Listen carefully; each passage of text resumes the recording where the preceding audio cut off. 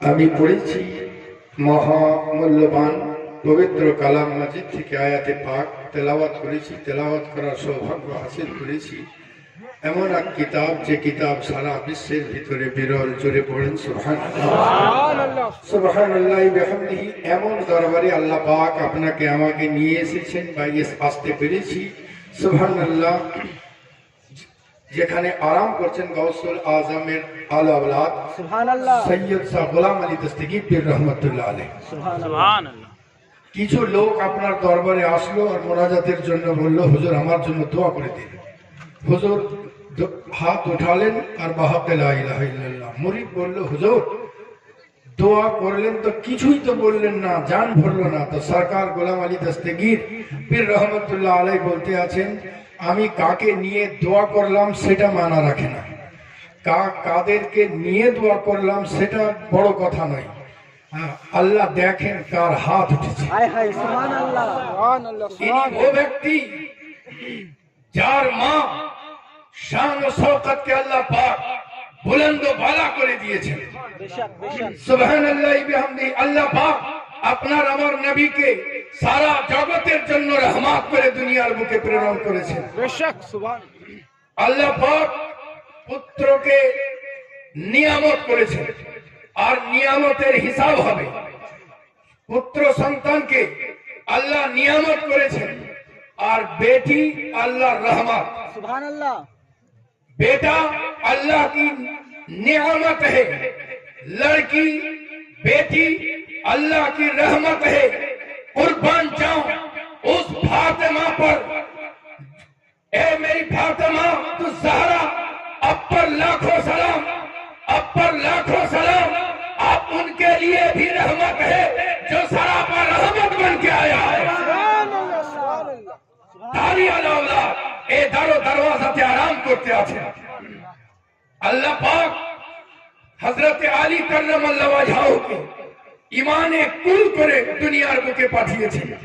হযরত আলী ঈমানে কুল। আল্লাহর নবী বলেন, বিবাহ নিসফুল ঈমান, বিবাহ নিসফুল ঈমান, यानी বিবাহ आधा ईमान। कुर्बान जाओ ए फातिमा तो ज़हरा, आप उनके लिए भी आधा ईमान है जो सरापा, जो कुल ईमान है। आप उनके लिए भी आधा ईमान है जो सरापा सुभान अल्लाह कुल ईमान है। नबी अमर बोलें, मुनाफिक हजरत आली से मोहब्बत कर ही नहीं सकता और मोमिन आपसे दूर मोहब्बत किए बगैर दूर रह नहीं सकता। प्रत्येकटा माয়ের কদম তলায় জান্নাত, প্রত্যেকটা মায়ের কদম তলায় জান্নাত। कुर्बान जाओ ए फातिमा तो ज़हरा पर, आपके पैरों के तले उनके भी जन्नत है जो खुद जन्नत के सरदार है।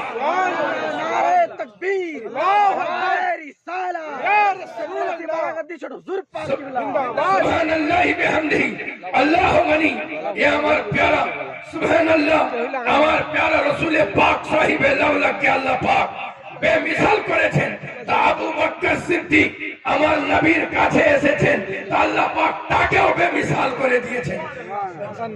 রামপুরহাটের সরজমিনে কোন একটা ব্যক্তি, এখানে তার ভক্ত থাকতেও পারে নাও থাকতে পারে, কিন্তু রামপুরহাটের সরজমিনের লোক অবশ্যই আছে।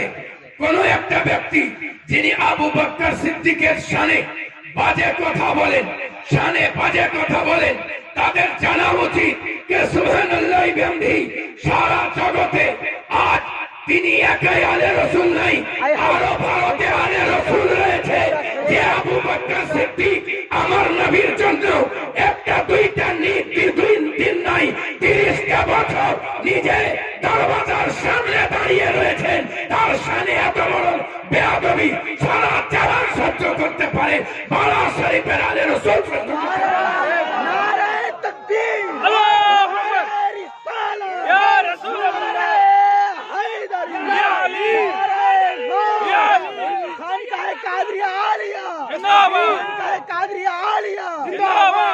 জিভা হয়েছে তো কত বড়, জমজমের পানি যদি নিয়ে আসার পরে মিনারেল ওয়াটারের সঙ্গে মিশিয়ে দেওয়া হয়, জমজমের কারামত কেউ মিনারেল ওয়াটারকে পর্যন্ত পানিতে পরিবর্তন করে জমজমে পরিবর্তন করে দেয়।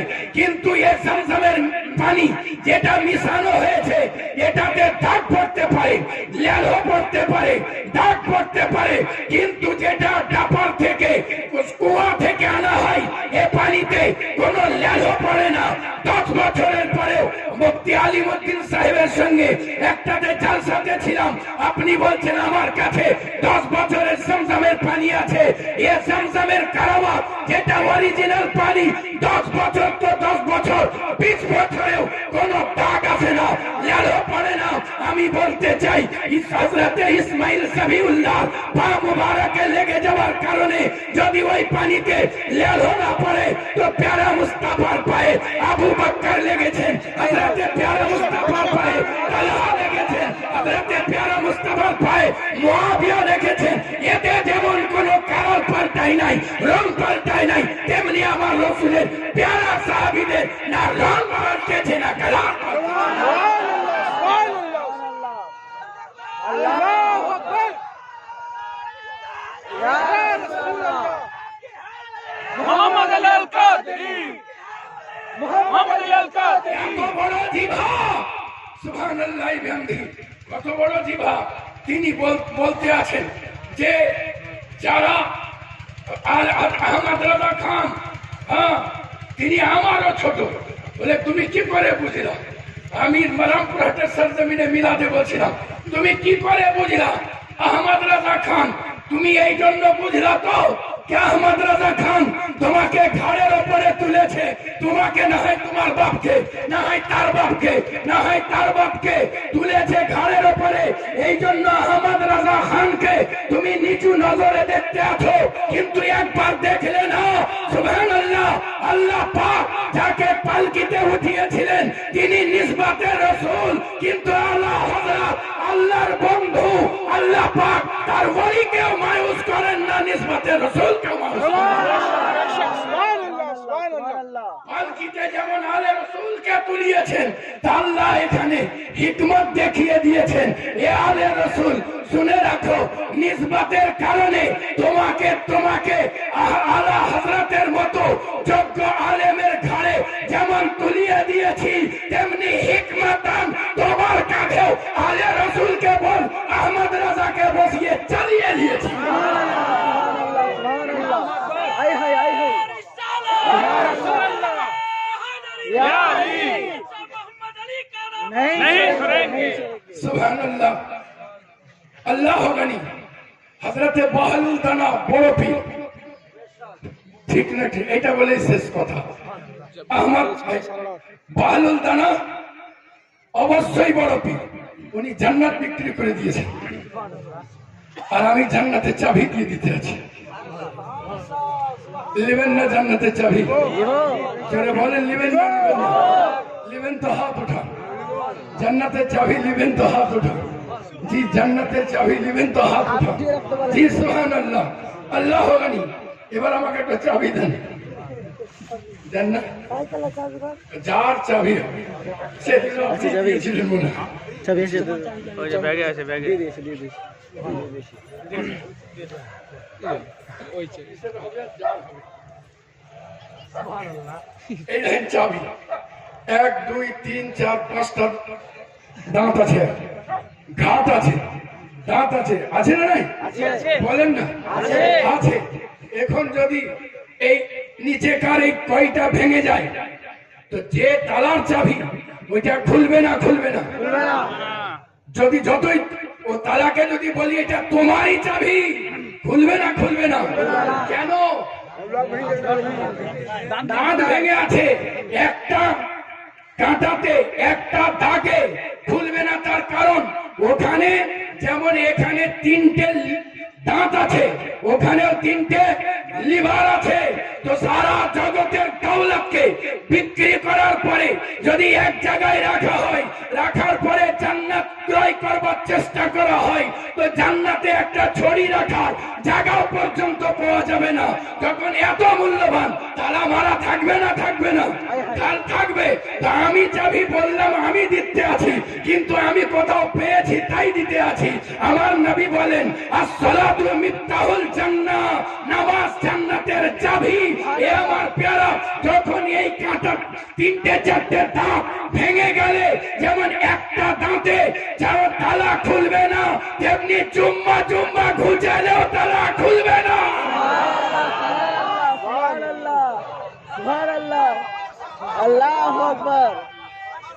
ইয়া রাসূলুল্লাহ, ইয়া রাসূলুল্লাহ, জিন্দাবাদ, জিন্দাবাদ। বাস এতটুকু বুঝে নিয়েছেন তো 5 ওয়াক্ত নামাজকে আঁকড়ে ধরলেন। এই বলেই বক্তব্যের সমাপ্তি। প্রত্যেককে বলেছি, আজও বলতে আছি, 200 বার সূরা ইখলাস পড়তে থাকুন। আল্লাহর নবী সাহিবে লাউলাক বলেন, যে ব্যক্তি 200 বার সূরা ইখলাস পড়বে আল্লাহ পাক 300 রহমতের দরওয়াজা খুলে দিবেন, 300 গজবের পথকে বন্ধ করে দিবেন, 50,000 গুনাহকে মাফ করে দিবেন। ব্যক্তি যেমনই হোক যদি পড়ে, যে আজীবন পর্যন্ত মরণ পর্যন্ত সূরা ইখলাসের আমল রাখে, তো তার জানাজাতে আল্লাহ পাক 1,10,000 ফেরেশতা নিয়োগ করে দিবেন। বাস এই আমল নিয়ে বাড়ি যাই, 5 ওয়াক্ত নামাজ পড়ি, মা বাপের খিদমত করি। এই বলে এই বক্তব্যের সমাপ্তি। পড়েছিলাম মহামূল্যবান পবিত্র কালাম মাজিদ থেকে আয়াতে পাক।